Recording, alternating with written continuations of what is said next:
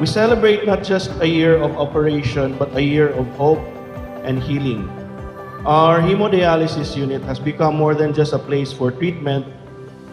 It's a place where patients find comfort, they find family, and where a team of dedicated people work together for a purpose.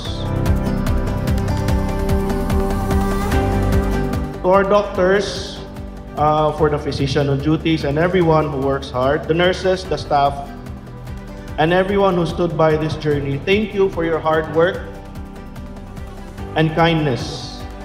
And to our patients and their families, you are the reason why we wake up every day and work hard every single day. This first anniversary reminds us how far we've come and how much we can still do together. Here's to more years of service, strength, and care from the heart. Happy anniversary.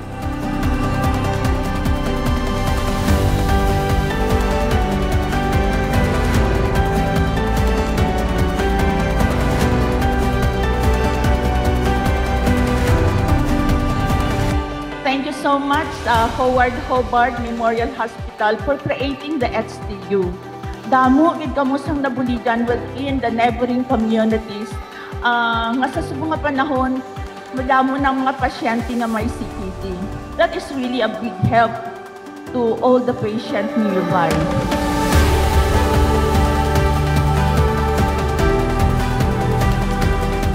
Malaban ako kasi kahit mahirap magtabok sa sapa, pupunta pa rin akong pupunta rito para sa mga anak ko.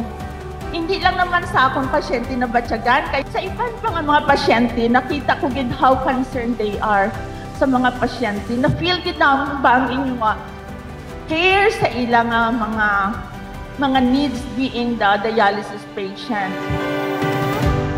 Ang aming nais, it will make it easier for you. Make you feel the services that we're offering will help you feel better. Ultimately, maggagaling po ang bawat isa. So maraming salamat po for coming here sa Howard Hobart, for letting us serve you. So kasi ito po yung mission namin dito sa Howard Hobart, makakatulong sa mga community na di lang dito sa Pulumulok, even in nearby towns that we are now having patients who are here dito sa Howard Hobart. Challenge lang na, mga trials lang na sa ako ang kinabuhi. Dito, nag-iba akong mindset, di wala na nako akong mga negative vibes na ako, nga kanang luya na kayo ko. Self-pity, ana, at least diri pag-abot na ko sa 2024, nga nag-free na ang dialysis covered sa PhilHealth is July. Dako na kayo kong pasalamat kay na free na jud tanan.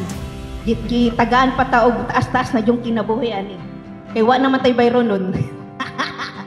So thankful kay ko sa doctors, sa nurses, sa technicians, sa staff kay sila karang kinatreat nila dili kaya as a patient but as a family. Pero you're a great story to tell. 24-year-old athlete fighting for his life thanks to our HDU staff, our hemodialysis unit. Palakpakan natin. Nicolay, mabuhay ka. Ang ilang pagserbisyo sa mga okay kayo. Sa mga doctors po namo dire, okay po kay labi na si Ma'am J og si Doc J og si Doc Embong. Gwapo jud ilang pagkuan. Ilang pagkuan sa mga pasyente. Sa lahat ng pong pasyente na andito, watcher at mga loved ones ng hemodialysis unit, nagpapasalamat ako sa presence niyo, sa tulong ninyo na kayo'y gumagabay din sa kanyong mga pasyente, sa inyong mga pasyente, mga watchers. Then sa mga pasyente, wag lang kayong mawala ng pag-asa na sa pang-araw-araw o sa every other day niyong pagdadialysis ay puntahan nyo lang. Sabi nga ni Doc Joy, life is beautiful. Continue lang natin yung pamumuhay natin na parang to live normally with it. HDU nurses, I want to express my deepest appreciation for standing beside our patient for every session of monitoring, comforting, and ensuring their well-being. Their hopes and sometimes their fears you are there for their struggles, no? And you respond not only with clinical expertise, but also with genuine compassion. Here in our HDU, we offered more than treatment. We offered care and friendship. And now as we celebrate our first anniversary, let me set some expectations for the years ahead. For our patients, may you all continue to thrive and continue to believe that yes, even in the face of your illness, continue to believe that life is still beautiful. May you comfort each other and support each other with kindness and positivity. So thank you everyone for your dedication. Thank you for the support. Thank you for your compassion and commitment to our patients. May we all work together and make our HDU not just as a workplace, but a place of healing and humanity. And also, I'd like to thank our patients for inspiring us every day, for choosing Howard Hubbard as your home of care. Rest assured na naadira gyud atong doctors and nurses para alagaan ng tanan.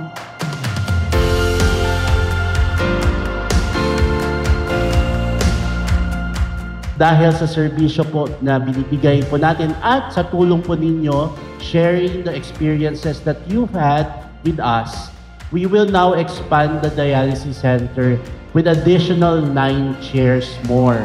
So target po natin to by December, by end of the year, operational na po siya. Again, ang punot dulo nito is that we could be able to help each and every hemodialysis patient dito sa ating community para hindi na po mahirapan magbiyahe, at the same time, provide you the best quality health service sa bawat isa.